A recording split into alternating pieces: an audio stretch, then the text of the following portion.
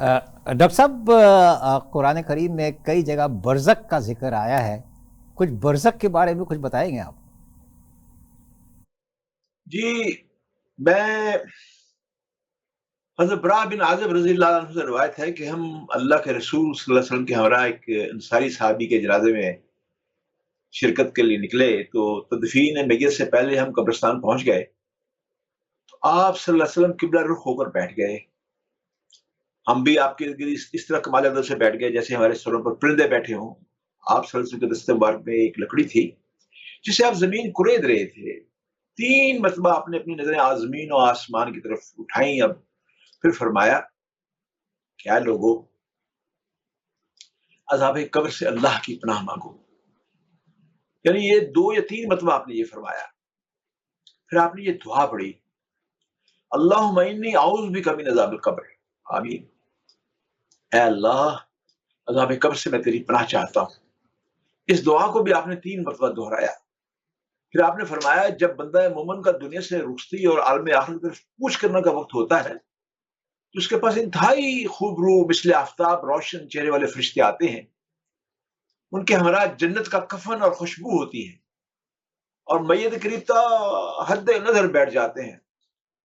پھر ملک الموت علیہ السلام آتے ہیں اور مومن کے سرانے بیٹھ کر کہتے ہیں، یا ایھا النفس المطمئنہ ارجعی الی ربک راضیہ مرضیہ فادخلی فی عبادی وادخلی جنتی. یعنی اے اطمینان والی روح، تو اپنے رب کی طرف لوٹ چل، اس طرح کہ تو اس سے راضی، وہ تجھ سے خوش، بس میرے خاص بندوں میں داخل ہو جا اور میری جنت میں چلا جا. پھر یہ روح جسم سے ایسے نکلتی ہے جیسے مشکیزے کے پانی سے منہ سے پانی ٹپکتا ہے، یعنی بہت آسانی سے نکلتی ہے.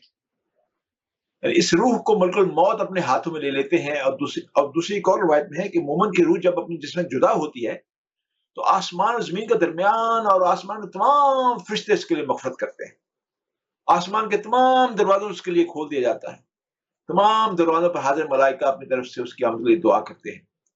جو ہی ملک الموت روح قبض کر کے اپنے ہاتھوں میں لیتے ہیں، پلک جھپکنے سے پہلے میت کے قریب موجود فرشتے اسے ان سے لے لیتے ہیں اور ساتھ لائے وہ کفن میں سے رکھ لیتے ہیں. قبض روح کے متعلق سورہ نام کی جو آیت 61 میں ارشاد بتا رہا ہے کہ ہمارے فرشتے کی جان لے لیتے ہیں اور ذرہ بھر بھی کوتاہی نہیں کرتے.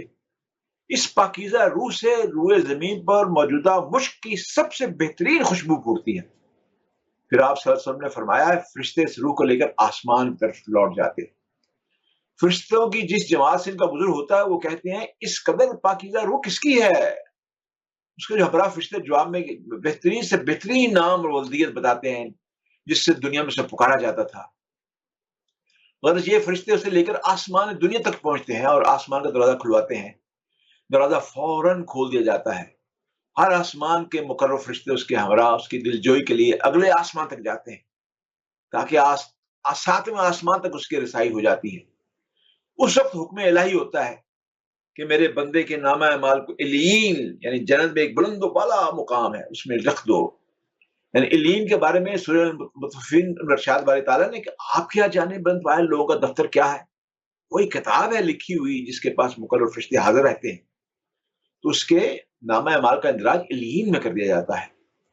پھر ارشاد الہی ہوتا ہے ایک اور جگہ قرآن میں، اس روح کو زمین پر واپس کر دو، اس لیے کہ ہمارا ان سے وعدہ ہے کہ ہم نے انہیں اسی زمین سے پیدا کیا ہے اور اسی میں ہم انہیں لوٹائیں گے، پھر اسی سے ہم انہیں دوبارہ نکالیں گے.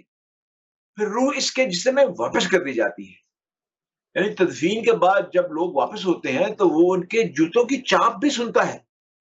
پھر اس کے پاس 2 سخت ڈانٹ والے جو ہے فرشتے آتے ہیں جو اسے ڈانٹتے اور بٹھاتے ہیں اور سوال کرتے ہیں، من ربوں کا، تیرا رب کون ہے؟ تو من بندہ جواب دیتا ہے کہ میرا رب اللہ ہے.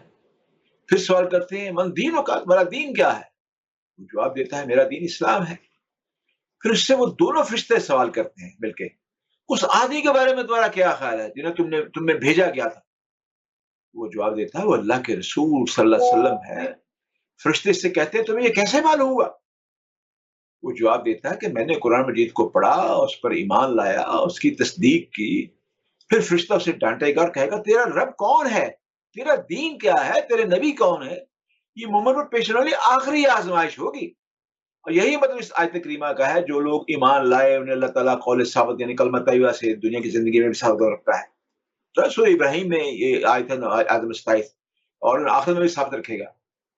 یعنی وہ جواب دے گا میرا رب، میں نے بتایا میرا رب میرا اللہ ہے، میرا دین اسلام ہے، میرے نبی محمد صلی اللہ علیہ وسلم ہے. اس وقت آسمان سے پھر ندا آتی ہے کہ میرے بندے نے سچ کہا، اس کے لیے جنت کا بستر لگا دو، اسے جنت کا لباس پہنا دو، اس کے لیے قبر میں جنت کا ایک دروازہ کھول دو. آپ صلی اللہ علیہ وسلم نے فرمایا دروازہ کھلتے ہی جنت کی خوشبو اور اس کی تر و تازہ ہوائیں اس کے پاس آنے لگتی ہیں، اس کی قبر تا حد نظر کشادہ ہو جاتی ہے. آپ صلی اللہ علیہ وسلم نے فرمایا پھر اس کے پاس ایک خوبصورت خوش پوشاک خوشبو سے بسا ہوا شخص نمودار ہوتا ہے اور کہتا ہے تمہیں اس چیز کی بشارت ہو، مبارک ہو، جس سے تم خوش ہو جاؤ گے، تمہیں اللہ کی رضا اور لازوال نعمت والی جنت مبارک ہو، یہی وہ دن ہے جس کا تم سے وعدہ کیا جاتا تھا. وہ مردہ کہے گا اللہ آپ کو بھی اچھی بشارت دے، آپ کون ہیں؟ آپ کا چہرہ ہی تو مسرت کا پیغام دے رہا، آپ کے چہرے سے مسرت اور خوشی نظر آ رہی ہے. تو خوش پوشاک آدمی کہے گا میں تیرا نیک عمل ہوں، قسم ہے اللہ کی، ہمیشہ ہم نے آپ کو اللہ کی اطاعت میں جلدی کرنے والا اور اس کی نافرمانی میں سست پایا ہے، جس کا اللہ نے تمہیں بہترین بدلہ عطا فرمایا ہے. پھر اس کے سامنے جنت اور جہنم کا دروازہ کھولا جائے گا، جہنم کی طرف اشارہ کرتے ہوئے اگر تم اللہ کی نافرمانی کرتے تو یہ تمہارا ٹھکانہ ہوتا ہے جس کے وجہ اللہ نے تمہیں یہ جنت، اللہ نے تمہیں یہ جنت کی طرف اشارہ کرتے ہوئے کہیں گا یہ عطا فرمائی. جب وہ جنت اس کی نعمتوں کو دیکھے گا تو کہے گا اے رب قیامت جلدی قائم کر تاکہ میں اپنے اہل و عیال اور مال و متاع سے جا ملوں. اس سے کہا جائے گا ابھی ٹھہرو، جا کے آرام کرو تاکہ قیامت قائم ہو جائے. یہ مومن کا روح کا عالم برزخ، پھر عالم برزخ میں بھیجا جائے گا جسے اللہ رب العالمین کی مکمل حفاظت اور نگہداشت حاصل ہوتی ہے تاکہ خوشی بخوشی اپنے رب اور معبود تک وہ پہنچ جائے جس کی دنیا میں اس نے مغفرت حاصل کی تھی، مغفرت حاصل کی اور بات کی. اور اس کے بعد یہ بھی بتایا جاتا ہے کہ جب وہ عالم برزخ پہنچے گا تو اس کے جو نیک اہل و عیال ہوں گے وہ بھاگے ہوئے اس کے پاس آئیں گے، اور پھر ان میں سے ایک روح ہوگی وہ کہے گی ٹھہر جاؤ ابھی آ گیا ہے ہمارے پاس ہی رہے گا جب تک قیامت تک مجھے دوبارہ میں زندہ نہ کر دیا جائے. ابھی یہ تھکا ہوا آیا ہے، اسے آرام کرنے دو، دنیا کی مشقت کر کے آیا ہے، اسے رہنے دو میرے پاس، اسے آرام کرنے دو. تو وہ کہے گا میں یعنی وہ روح اتنی خوش ہوگی اپنے سارے لاحقین کو دیکھ کے، آپ نیک لوگوں کو دیکھ دیکھ کے وہ بخوشی ان کے ساتھ شامل ہو جائے گا. یہ ہے وہ عالم برزخ. اور جہاں تک بری منافق اور فاسق اور فاجر روح کا سفر ہے تو وہ بھی ہمارے صادق مصدوق رسول اللہ صلی اللہ علیہ وسلم کی بیان کردہ کیفیت کو انہوں نے فرمایا ہے کہ جب کافر کے دنیا چھوڑ کر آخری طرف جانے کا وقت ہوتا ہے تو اس کے پاس آسمان سے سخت گیر کلام سے آفام فرشتے آتے ہیں اور ان کی ہمراہ جہنم کا ٹاٹ ہوتا ہے. وہ میت کے قریب تا حد نظر بیٹھ جاتے ہیں. پھر ملک الموت آتا ہے اور کافر کے سامنے بیٹھ کر کہتا ہے اے ناپاک خبیث روح، اللہ کی ناراضگی اس کے غضب کی طرف چل. یہ سن کر روح جسے میں ادھر ادھر چھپنے کے لیے بھاگتی ہے، جسے ملک الموت اس طرح کھینچتا ہے جیسے بھیگے وہ ان سے زیادہ فنی وال پکڑا کھینچا جاتا ہے نا، ایک تنکا کھینچا جاتا ہے. شدت علم سے اس کی رگیں اور پٹھے جو ہیں کٹ کر روح کے ساتھ نکل جاتے ہیں. اس وقت آسمان و زمین کے درمیان اور آسمان موجود تمام فرشتے اس پر لعنت بھیجتے ہیں. آسمان کے سارے دروازے بند کر دیے جاتے ہیں. تمام دروازوں پر حاضر ملائکہ اپنی طرف سے اس روح کے اوپر نہ چڑھائے جانے کی اللہ سے دعا کرتے ہیں، کہتے ہیں اوپر نہ چڑھاؤ، نیچے پھینکو اسے. پھر ملک الموت جیسے ہی اس کی روح قبض کرتے ہیں اور ہمراہ فرشتہ پلک جھپنے پہلے اسے لے لیتے ہیں اور ساتھ لائے اور ٹاٹ میں سے لپیٹ لیتے ہیں، اور روئے زمین پر موجود سب سے بدترین متعفن لاش کی اس سے بدبو نکلتی ہے. پھر اسے لے کر اوپر چڑھتے ہیں. فرشتوں کے جس روح سے ان کا گزر ہوتا ہے وہ سب یہی کہتے ہیں اس قدر بری روح، یہ بری روح کس کی ہے؟ جواب میں بد سے بدتر نام اور ولدیت بتاتے ہیں جس سے دنیا میں اسے پکارا جاتا تھا. یہاں تک اس روح کو لے کر آسمان دنیا پر پہنچ جاتے ہیں. آسمان کا دروازہ کھلوانا چاہتے ہیں لیکن نہیں کھولا جاتا. پھر اللہ کے رسول صلی اللہ علیہ وسلم نے اس آیت کریمہ کی بات کی کہ ان کے لیے نہ تو آسمان کے دروازے کھولے جائیں گے نہ ہی وہ جنت میں داخل ہو سکیں گے حتیٰ کہ اونٹ سوئی کے ناکے میں داخل ہو جائے. یہ سورہ اعراف کی آیت نمبر 40 ہے. اس وقت ارشاد باری تعالیٰ ہوتا ہے کہ میرے بندے کا نامہ اعمال زمین کی نچلی تہ میں موجود سجین میں لکھ دو، اس کی روح کو زمین پر واپس کر دو کیونکہ میرا ان سے وعدہ ہے کہ میں نے انہیں اسی زمین سے پیدا کیا، اسی میں انہیں واپس کریں گے اور دوبارہ اسی سے ہم نکالیں گے. پھر اس کی روح زمین پر چڑھ کر پھینک دی جاتی ہے جو جا کر اس کے جسم میں گرتی ہے. پھر آپ سب سے اس آیت کریمہ کی بات کی کہ جس شخص نے اللہ کے ساتھ کسی کو شریک بنایا وہ ایسے ہی ہے جیسے آسمان سے گرے پھر اس سے پرندے اچک لیں یا ہوا سے کہیں دور دراز مقام پر پھینک دے. اب اس کی روح اس کے جسم میں واپس کر دی جاتی ہے. تدفین کے بعد واپس ہونے والے جو تک وہ بھی چاپ سنتا ہے. پھر اس کے پاس وہی 200 ڈانٹنے والے فرشتے آتے ہیں جو اسے ڈانٹتے ہیں, بٹھاتے ہیں, اس سے سوال کرتے ہیں کہ تیرا رب کون ہے اور تیرا دین کون سا ہے, تیرا رسول کون سا ہے. تو اس میں جب وہ ناکام ہو جاتا ہے تو پھر اس کو سجین کے جو ہے زمین سب سے نیچے جو ہے وہاں پہ پھینک دیا جاتا ہے.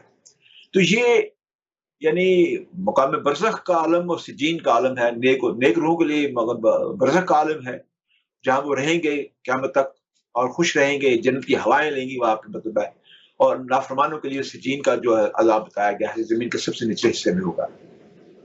ڈاکٹر صاحب بے انتہا شکریہ آپ کا, اور اگلی نشست تک میں آپ سے اجازت چاہتا ہوں سر. السلام علیکم.